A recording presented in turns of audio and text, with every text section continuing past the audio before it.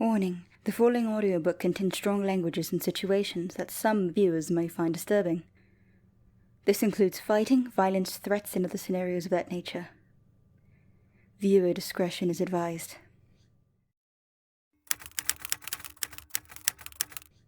Chapter 3. Is this a prison of my own making? Blake stumbled in and pat himself down. He stares around, grounding himself in the now clean motel room. Kirsten sits up in the bed, staring at him with her concerned periwinkle eyes. He sighed in relief. He went over and kissed her on the cheek. I thought you left, he said. Why would I do that? Kirsten replied, following him. She peeled off his jacket, and he compiled, letting it slip off as she folded onto a nearby wooden chair. Blake rubbed the back of his neck, feeling beads of sweat trickle down his tan skin onto his wife-beater collar. I have a wonderful time being around you. The only thing my house gives me is a nice garden to play in. It can't give me a cuddle or love, she proudly stated. Blake tried to focus on the conversation, but his mind wandered again. It seemed something from work always fogged his mind. He wasn't sure if Kirsten noticed, but he was hoping she didn't. He prayed she didn't smell the new cigarette smell. Where did you go? The question pierced through the million thoughts going through his head. Huh? He answered confused, trying to piece together her expression and question. He stiffened, and she asked again. Where have you been? Was ist das? She went to him and pulled down the back collar of his worn shirt. Blake hissed as he looked down back at it. How long ago did you get this? She said. He leaned back, observing the long scratches down his back. He hadn't been to too many hunts recently. A couple of demons in the forest. He might have gotten it when he snuck by the tree with the sharp thorns. Or when one swiped at me with their weapons. Or maybe her. Blake's cheeks became a little flushed. No, it would have healed by now. Blake cleared his throat, propping himself to give her any answer, since he was taking too long. I don't know, but I might need a Band-Aid, he stammered. Kirsten nodded and lifted her hand to a first aid kit, willing it to fly over to her. Once the purple light around the object faded, Kirsten opened it delicately before Blake grabbed her wrist and pulled her hand to his cheek. He nuzzled into her palm, feeling her warm hand and cold fingers. He pulled back and stared at them guiltily. He placed his thumb over her ring finger. The frostbitten hand is as hard as coal between his fingers. Look, I'm not gonna act like I don't annoy you with how much I say this, but I will find out the bastards who did this to you, and I'll make sure they can't ever hurt you again, he stated confidently as Kirsten began using her other hand to thread between his hair. He smiled and looked at her. Kirsten nodded at him with adoration. His heart thumped faster as the sight of those pale eyes fixated on him. He couldn't fail her. It's quite all right, Blake. They still work as fingers, she said. I'm more worried about the gash in your back right now. Please sit so I can help you, she said as she sat on her knees, patting the spot on the edge of the bed. Blake nodded, tossing his shirt across the room. Oh, my. It seems I have my work cut out for me, she said, alarmed. The black-haired woman began to dress the scarred wounds on Blake's back. I don't know why you do this to yourself. You're only human. The woman giggled, her graceful stature of 5 feet kneeling on the bed beside him. I'm sorry, it's just that you're too good at this, he chuckled, causing her to roll her eyes.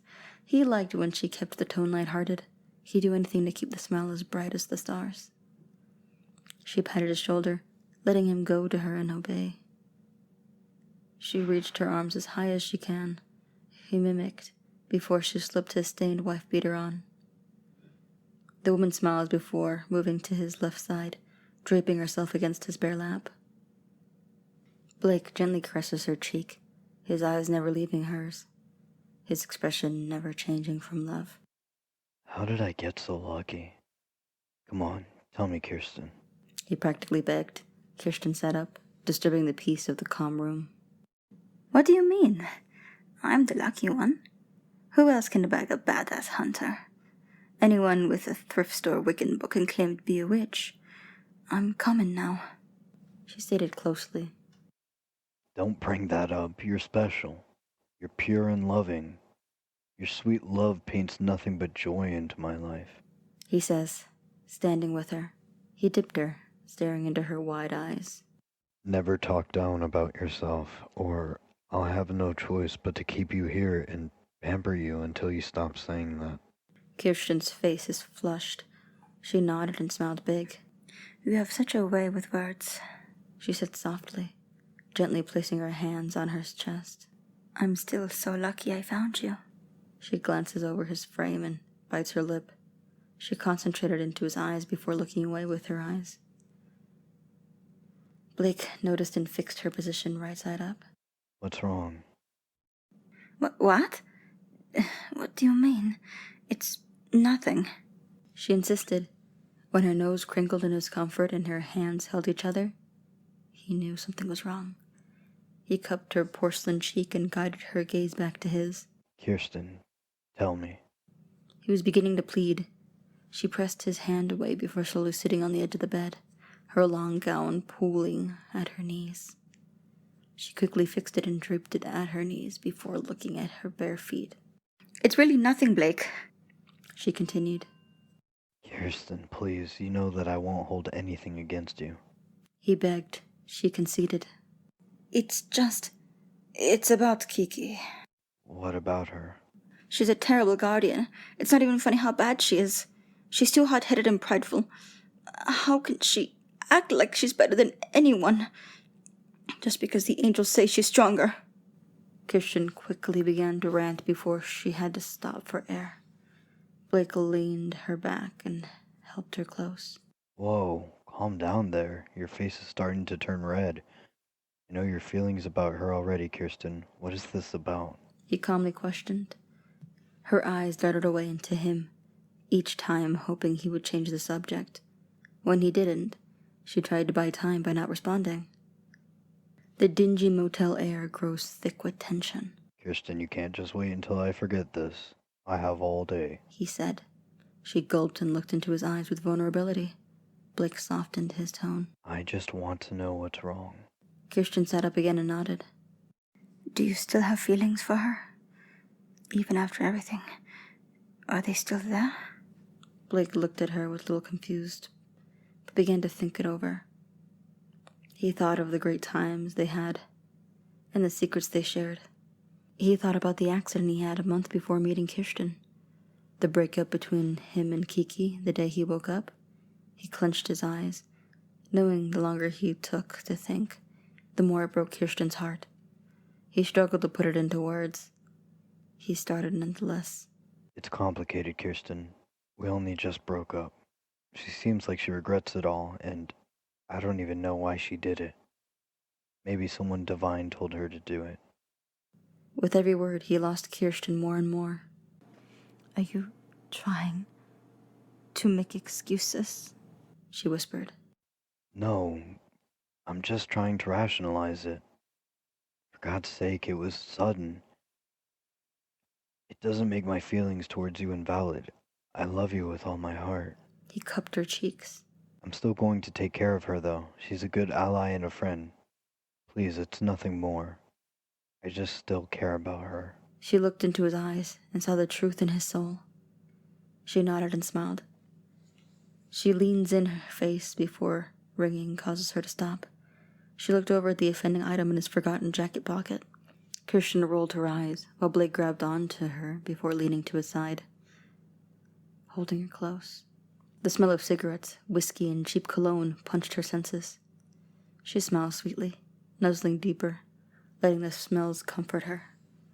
Blake's callous hands reached forward gently, gliding across the fabric before sliding slowly into the pocket.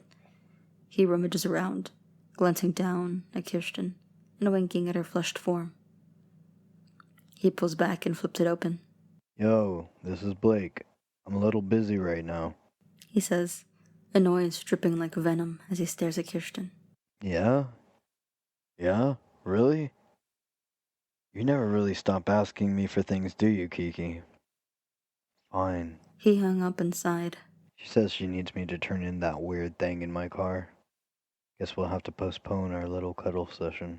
He states, leaning in gently, pressing his lips to her bright cheek. Kirsten's skin became flush in response, before nodding. I get it. Go and save the world. I don't think I can stomach looking at her right now. Kirsten continues, her small nose crinkling in disgust. I wouldn't make you, but please, Kirsten, try to act good in front of her. It's kind of like a workplace when we go and save the world. Blake rationalized to her, leaving a kiss under her chin. This causes Kirsten to blush involuntarily. She smiles as he rushed to get dressed, keeping her cool as he says his goodbyes and walked away. He seemed so happy to see her. Kirsten slowly moved to frown and leaned back. She had compromised the safe bubble that she created for them by doing this. She looked down at her hands and flexed them. She couldn't feel anything in them anymore. She had made a small deal to keep herself safe. They took her fingers as payment. The mark to show others I was unclean. They told me it was because I used them too much. It was harder to hide than my tongue or my limbs. They promised me in return that I would never have to worry about my safety ever again. My power would stretch beyond even what Kiki was capable of. I never believed that, however, as they were far weaker from what I saw. I counted myself lucky that Blake would never see the truth about me. I thought it over. Was it worth it, with all the downsides that were placed upon me? The risk of them returning to ask for a favor. The curse placed upon me. I circled them in my head and nodded. It was. It allowed me to meet Blake. I loved him with all my heart, even as the thoughts poured in. They told me not to trust him, that he'd hurt me. I wonder how I was more afraid of love of my life than two deranged demons that wouldn't hesitate to pull me into the depths of hell, no matter how he spoke to me or talked to others about me. Even as he treats me like precious china, intrusive thoughts win as I stare at him, leave or talk to her. If he did discover he might leave her, or even smite her, she gulped at the thought, placing her hands on her stomach. I try not to think ahead, but how a child would complicate it all. I had hoped to bring it up to him, but it's always seemed to be interrupted by her. Would he want to birth half a witch child? I'm not demonic, so he shouldn't blame me for anything. Then why do I feel guilt for trying to protect myself? Why do I feel like he stopped loving me if I breathed a word to him? He was so gentle with me. He's so patient, I could never imagine him getting rough with me again, though the way we met wasn't the best. He only saw what I was and not who I was. It hurt to see those expressions and feelings in his heart. No, he knows I did what I had to do. The love in his soul and his eyes is bright and true. It's just her I don't trust. She'll hurt him if he rejects her. She wouldn't even know how to treat him. She broke him so much he was a shell when I met him. He was so hurt that he didn't believe he could ever find a deep connection again. As we talked, it sparked the closest of friendships, until we could no longer stand to be apart. It even hurts me now to see him acting like she's a coworker in an office. What did she say that made him immediately forgive her? What was the thing that broke the camel's back for him? Why was he so forgiving of her? She wasn't worth it. She's a brute who wouldn't know the word sacrifice if it stole everything from her. She's too selfish to even associate with him. I shouldn't even be thinking it over too much. I'm not competing with her. I have my happy ending, so why won't she back off? I slipped onto the ground and crossed my legs. I know this isn't the right thing to do, but there's no other way to keep him safe. She can't even lay a hand on him. I closed my eyes and concentrated. I pulled everything into me. This had to work out because I wouldn't get another chance if he got too far from me to see him. Once I had him, there wouldn't be a place on earth where she could hide him from me. I scratched rug itches in my exposed ankles, taking away my focus. My left eye twitched. My fingers tried to grab the air. Why was she deemed stronger than me? I clenched the air as I felt it give way to my will. I couldn't see him. There seemed to be a thick smoke in the way. I paused. Was he smoking? I frowned further. It hurt to see him hurting himself. His slightly labored breathing showed me he had been sneaking this around longer than just this moment. When he got back, she tried her best to keep it down. She felt this hand shook at the car. She'd keep him safe. She leaned and reached out until her arm shook with the force.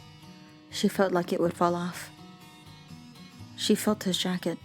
She grabbed onto him for dear life. Finally, a shiver running through him.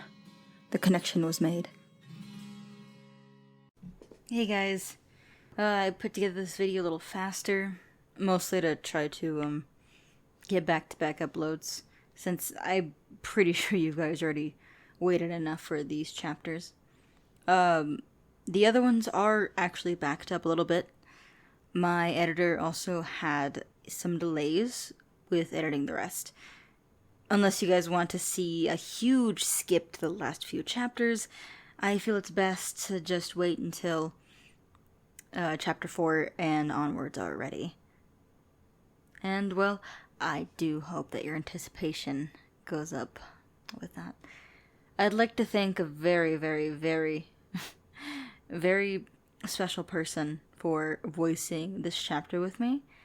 Their name is Succjuana, and funny username aside, they're very special to me. So please enjoy their soothing voice, because I'm pretty sure they need it. Well, the wait for the next one shouldn't be too long too, and I really hope that you guys enjoy those chapters as well. Until next time, guys, okay? See ya.